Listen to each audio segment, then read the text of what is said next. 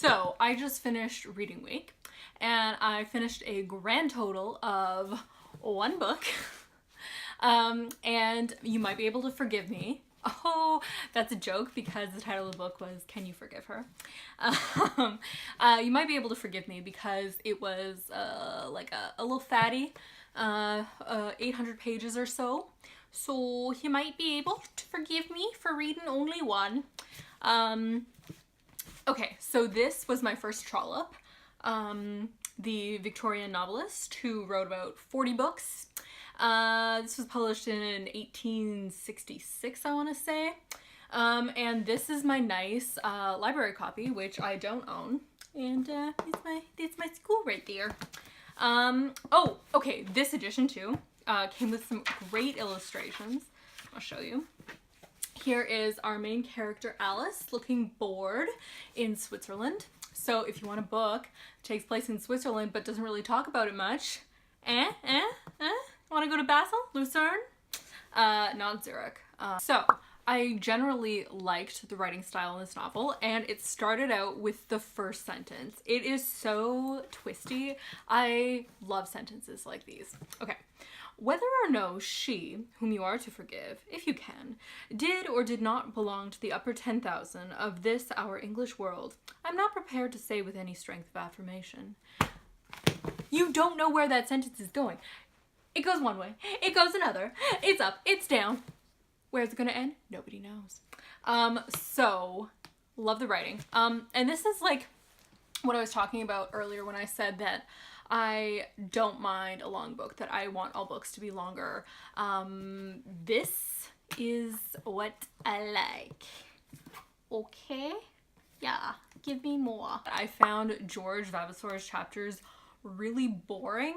So if you're not interested in UK politics, maybe don't read political Victorian novels. Yeah, but even there was a chapter that was a fox hunt that introduced us to Burgo Fitzgerald, and I found that chapter really boring. I definitely prefer Trollope's female characters. So I guess the question you may be asking is, what is this book about? So there's three complementary plots in this book. There is the Alice Vavasor jilting plot, which I will get to. There is the Lady Glencora adultery plot.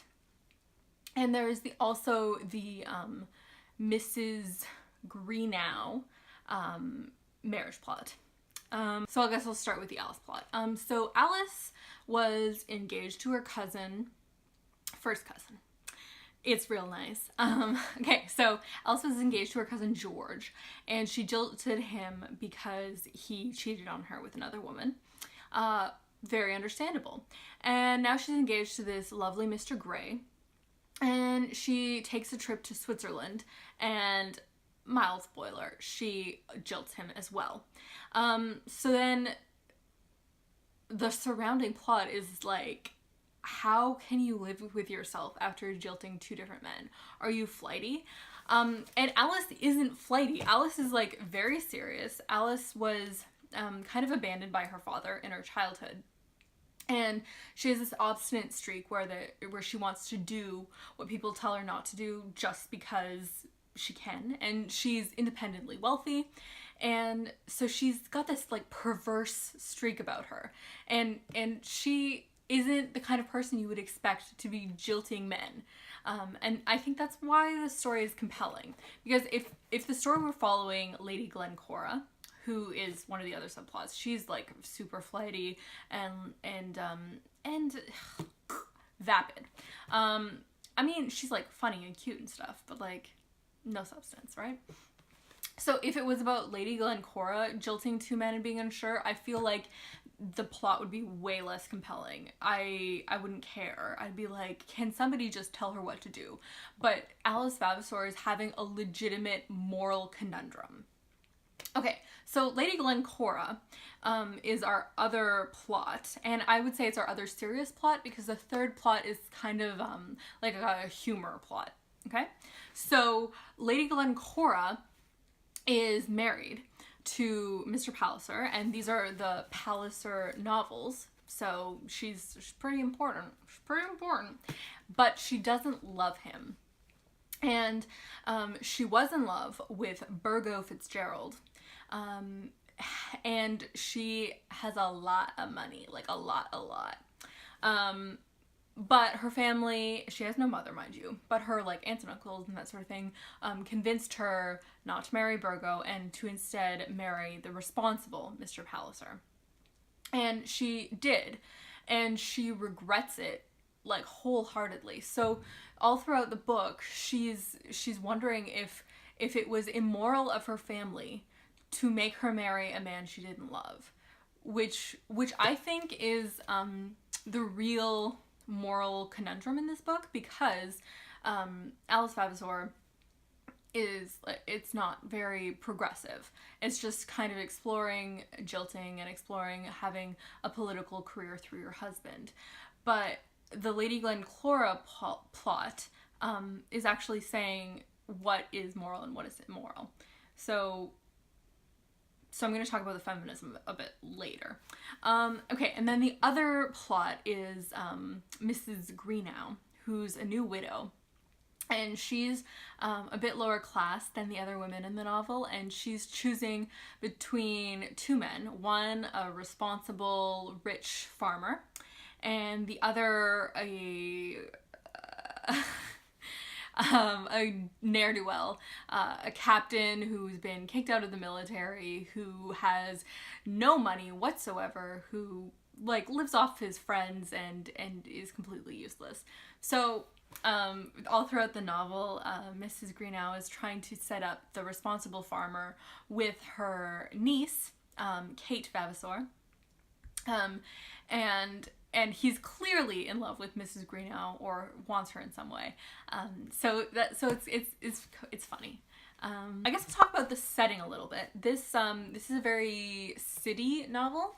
This is about London people living in London, and the setting isn't really described, and it doesn't really like have an effect on the book, which is not my favorite thing. I really like a setting, and I think that's why I like Hardy so much. So in the beginning, when I was reading this, I was comparing this a lot to Thomas Hardy's novels.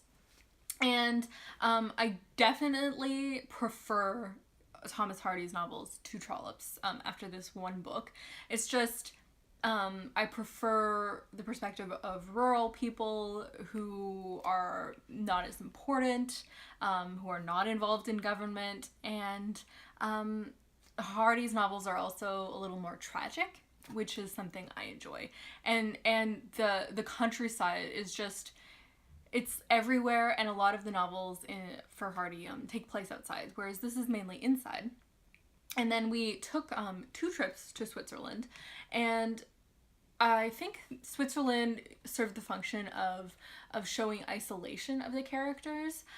We didn't really get to explore Switzerland or take place in the culture or anything, so it was kind of like meh setting-wise.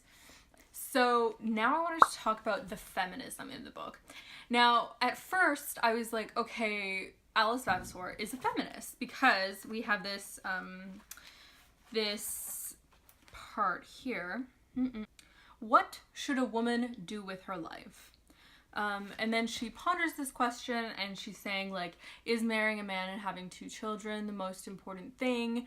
A woman's career is really her husband, so it really matters which husband she chooses to marry, right? And then on the next page, it says, she was not so far advanced as to think that women should be lawyers and doctors, or wish that she might have the privilege of the franchise for herself, but she had undoubtedly a hankering after some second-hand political maneuvering. So I had originally forgiven that and said, okay, well, it's Victorian times. It's forgivable for her not to think that women can have careers in this way, but she still has independent thought. But then, like, major spoiler here, when she capitulates to marry Mr. Grey, it isn't out of love, and it isn't out of excitement for his career, and it isn't out of hatred for George. It's terrifying. Of course, she had no choice but to yield. He, possessed of power and force infinitely greater than hers, had left her no alternative but to be happy. So it's like, oh, okay, so he's gonna make her happy. And then it says, she knew now that she must yield to him, that his power over her was omnipotent. So it's just this like helplessness and lack of choice. And I don't know if this page wasn't included and she had made this decision that Mr. Grey would have a political career now and now he was the better choice, if that would have changed it in some way for me. But those few paragraphs about her yielding to his omnipotent force were like terrifying to me. Yeah. And that is all I have to say on Can You Forgive Her?